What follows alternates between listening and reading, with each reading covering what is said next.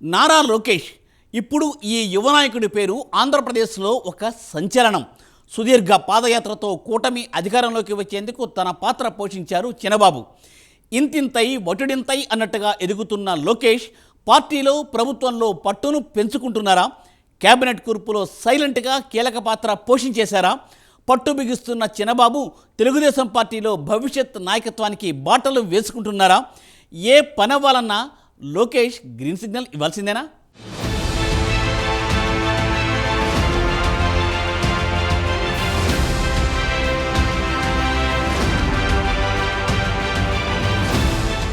మంగళగిరిలో భారీ మెజారిటీతో విజయం సాధించి తనను తాను ప్రూవ్ చేసుకున్న నారా లోకేష్ నాయకుడిగా ఎదుగుతున్నారు.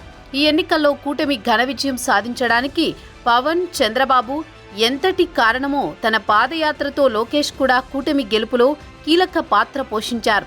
తండ్రి చంద్రబాబు రాజకీయ వారసుడిగా పాలిటిక్స్లో అడుగుపెట్టారు లోకేష్.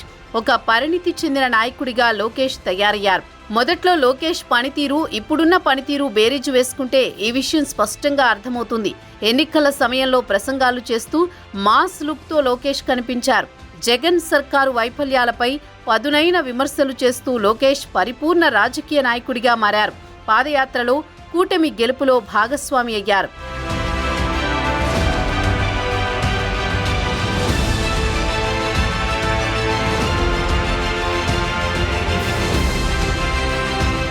రాటుదేలిన నాయకుడిగా లోకేష్ పరిణితి చెందారు. తను ఒక నియోజకవర్గం నేతగా కాకుండా రాష్ట్రం మొత్తం గురించి ఆలోచించారు.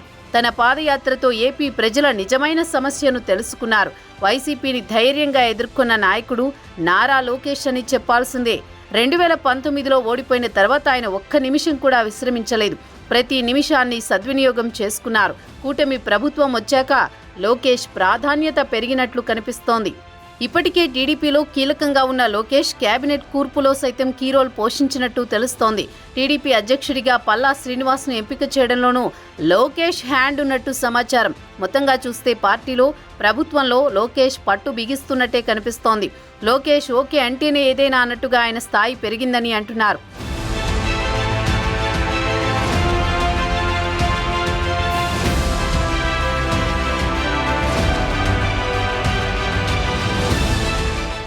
సీనియర్లు, జూనియర్ల కలయికతో చంద్రబాబు కేబినెట్ను ఏర్పాటు చేశారు. అయితే ఈ మంత్రివర్గంలో చాలా మంది సీనియర్లను పక్కన పెట్టడం సర్వత్రా చర్చనీయాంశమవుతోంది. గంటా శ్రీనివాస్, అయ్యన్న, పరిటాల సునీతతో పాటు పలువురు సీనియర్లను పక్కన పెట్టడంపై జోరుగా చర్చ జరుగుతోంది. చంద్రబాబు ఏ నిర్ణయం తీసుకున్నా ముందు చూపుతోనే నిర్ణయాలు తీసుకుంటారని, అందులో భాగంగానే చాలా మంది సీనియర్లకు చోటు కల్పించలేదని తెలుస్తోంది. ముఖ్యంగా దీని వెనుక లోకేష్ ఒత్తిడి ఉన్నట్లు తెలుస్తోంది.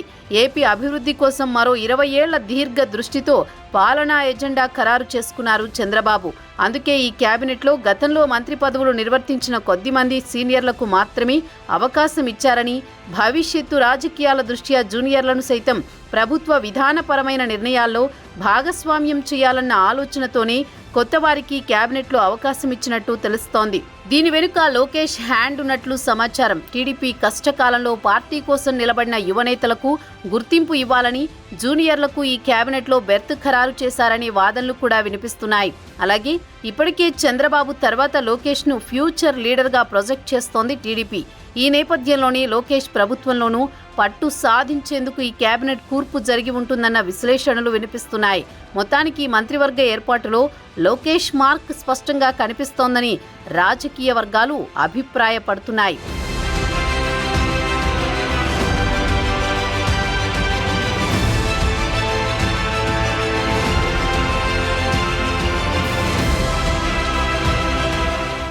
చంద్రబాబు సైతం లోకేష్కు బిగ్ హ్యాండ్ ఇచ్చినట్లు తెలుస్తోంది. ఇప్పటికీ దశాబ్ద కాలానికి పైగా రాజకీయాల్లో ఉన్న లోకేష్కు టీడీపీలో మంచి పట్టుంది. నాయకుల నుండి కార్యకర్తల వరకు అందరిలోనూ గ్రిప్ ఉంది. ఇక ఇప్పుడు ప్రభుత్వంలో చాలా వరకు లోకేష్ ప్రమేయం లేకుండా ఏ పని జరగకపోవచ్చు అంటున్నారు రాజకీయ పరిశీలకులు. పార్టీలో బాబు తర్వాత లోకేష్ కీలక నాయకుడిగా ఎదగడం లాంఛనమే. చూడాలి మరి లోకేష్ పొలిటికల్ ఫ్యూచర్ ఎలా ఉంటుందో అన్నది.